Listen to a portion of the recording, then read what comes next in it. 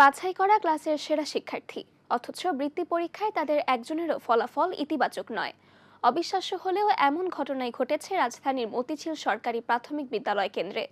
পরীক্ষা ভালো হওয়া সত্ত্বেও ৪৪টি স্কুলের ৯০৩ জন পরীক্ষার্থীর সবার এভাবে বাদ পড়া নিয়ে উঠেছে চূড়ান্ত অবহেলার অভিযোগ।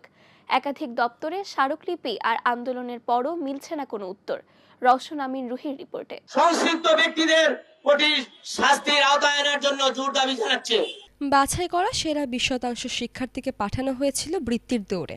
দিনরাত কঠোর অধ্যাবসায়ের পর কাঙ্ক্ষিত ফলাফলের আশা থাকলেও মতিঝিল কেন্দ্রে ৯০৩ জন শিক্ষার্থীর ভাগ্যে জুটেছে শূন্য। একজনের ঝুলিতেও মেলেনি সাধারণ কিংবা ট্যালেন্টফুল বৃত্তি। আমরা ৪৪টা স্কুল আর ৯০৩ জন পরীক্ষা দিয়েছিলাম, কিন্তু আমাদের কারোরই রোল আসে না। আমাদের শুধু বাংলা খাতা ছিল, আর কোনো খাতা নেই। আমরা ভালোই পরীক্ষা দিচ্ছি। আমরা কর্তৃপক্ষের কাছে একটা কথাই বলতে চাই, যেন আমাদের খাতা রিচেক করা হয় এবং আমাদের সঠিকভাবে বৃত্তির মূল্যায়ন করা হোক। আসলে আমার পরীক্ষার প্রস্তুতি অনেক ভালো ছিল। আমরা এমনভাবে পরীক্ষার প্রস্তুতি নিয়েছিলাম যাতে সব ধরনের প্যাটার্নে আমরা ভালো পরীক্ষা দিতে পারি, কিন্তু এমনটা হবে আমরা আশা করিনি। আমরা চাই যেন আমাদের ফলাফল সঠিকভাবে প্রকাশ করা হয়। পরীক্ষার প্রশ্নপত্রগুলো অনেক সহজ হয়েছিল। আমি আশা করি আমি পরীক্ষায় অনেক ভালো নাম্বার পাবো। সন্তানের ফলাফলে যেখানে খুশি থাকার কথা, সেখানে ক্ষোভ অভিভাবকদের। দ্রুত সমাধানের দাবিতে রাস্তায় নেমেছিলেন। শিক্ষা সংশ্লিষ্ট দপ্তরগুলোতে লিখিত অভিযোগ দিয়ে ৭ দিনের আলটিমেটাম দিলেও পেরিয়ে গেছে প্রায় ২ সপ্তাহ, কিন্তু মেলেনি কোনো সুরাহা। টিচার স্টুডেন্ট সব চিন্তা ছেড়ে দেয়, শুধু এজ এ জেনারেল পার্সপেক্টিভ চিন্তা করা উচিত যে একটা কেন্দ্রে ৯০৩ জন পরীক্ষার্থী, ৪৪টা স্কুলে কি একজনও বৃত্তি পাওয়ার যোগ্য না? মানে ক্যান ইউ ইমাজিন, এটা হইতে পারে? এরকম কোনো সম্ভব যে একজন ট্যালেন্টফুল বাদ দিলাম, সাধারণত কি কেউ বৃত্তি পাওয়ার সম্ভব? মানে যোগ্যই নেই তারা। বাচ্চারা হতাশ, বাচ্চারা তাদের যে ইন্সপিরেশন সেটা হারিয়ে ফেলেছে, কারণ তারা ক্লাস 6-এ উঠে ৩ মাস পরে এই পরীক্ষাটা দিয়েছিল। ডিজির ওখানে জানানো হয়েছে, প্লাস প্রতিমন্ত্রীর ওখানে, যেটা শিক্ষা প্রতিমন্ত্রী আছে ববি হাজ্জাজ, ওনার কাছেও দেওয়া হয়েছে, কিন্তু এখনো অবধি কোনো সলিউশন পাওয়া যায় নাই। পত্রিকাগুলোতে গিয়েছে, সব জায়গায় এটা নিয়ে আজ এই রেজাল্ট হওয়ার পর থেকে এই পর্যন্ত অনেক জায়গায় আমরা দ্বারস্থ হয়েছি, অনেক জায়গায় চিঠিপত্র দিয়েছি, মন্ত্রী মহোদয়ের কাছেও আমরা একটা চিঠি পাঠিয়েছি, কিন্তু আমাদেরকে খালি এটাই বলা হচ্ছে আমরা দেখছি, আমরা দেখব, এই পর্যন্তই।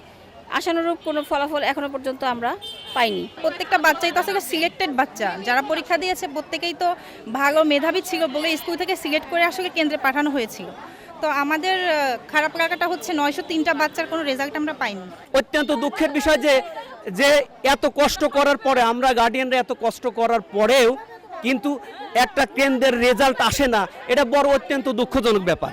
পরীক্ষায় অংশ নেওয়া শিক্ষার্থীরা ছিল ক্লাসের সেরা।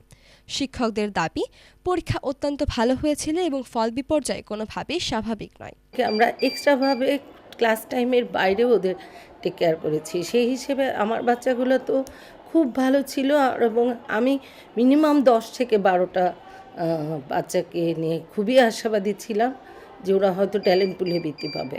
আর আমার কিছু বাচ্চা কিন্তু এত ভালো, ওরা এখনও ভালো করছে। ওরা তো এখন মানে হাই স্কুলে উঠে এখনও ভালো করছে। এই বাচ্চাগুলা বৃত্তি পায়নি বলে ওরা নিজেরাই অনেক মানে হতাশাগ্রস্ত হয়ে গেছে, এবং ওরা অত্যন্ত মন খারাপ করেছে। আমার কাছে এসে বলছে যে ম্যাডাম আমরা কেন বৃত্তি পেলাম না। অনুসন্ধান বলছে, এমন অসঙ্গতি কেবল ঢাকায় নয়, একই ধরনের অভিযোগ উঠেছে রাজশাহী এবং হবিগঞ্জেও।